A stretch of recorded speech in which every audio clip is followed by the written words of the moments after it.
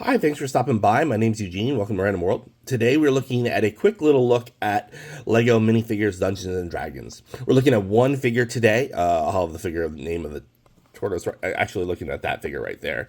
There's 12 to collect in the series. I don't have all of them. I will try to get them all. On Saturdays, I'll be looking at like minifigures. This series was one of the first ones they did in boxes. I think it was like the second one they did in boxes or third. I don't like the boxes, but it is what it is. So we are looking at the Dwarf Warrior right here. This series came out with two heads for a lot of the characters. I swapped it to the male, and there's the female right here. You can see you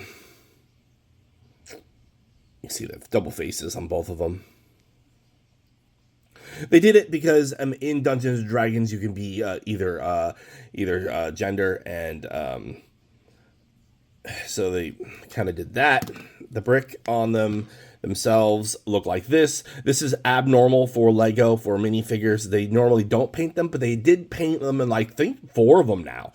I really do like them. I think Disney, the Disney series was the first that they did it. I was astonished. I was like, wow. And then they did it for a couple other ones. They did it for Space. They did it for this one. I think there's one more that they did it for. I really like this. The battle axe is right here. This is for the character. They are a smaller character, but the smaller character that can walk, which I like. So black pants. It has this would be where you can drink, or it's a horn. I don't know which one they were gonna go with, like a battle horn, or it's like a flask type situation. They do have a fire stick. So in Dungeons and Dragons, this actually comes up a lot. Like you need a torch, right? So it comes with 2 little extras. It gives me an extra one of these, but it's a torch. The character themselves is wearing double belts because they're a badass. Then there's a little thing on there. This is supposed to be like a warm cloth, like fur around their headpiece here to keep them warm. You can see that they have scars on the arms, or that's supposed to be a tattoo, either or. Hairpiece can go with both. It's a little bun, and then you have your nice little teeny X.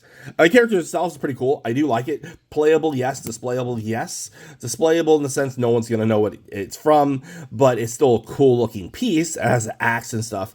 No one's going to have, you really need to have it on something like this. The Dungeons & Dragons series is going to be tough because a lot of people don't play Dungeons & Dragons, and a lot of people don't know what each type is. I don't even know what each one of these are, so I would need help. I look it up and see which character it is. That's how I put it on there.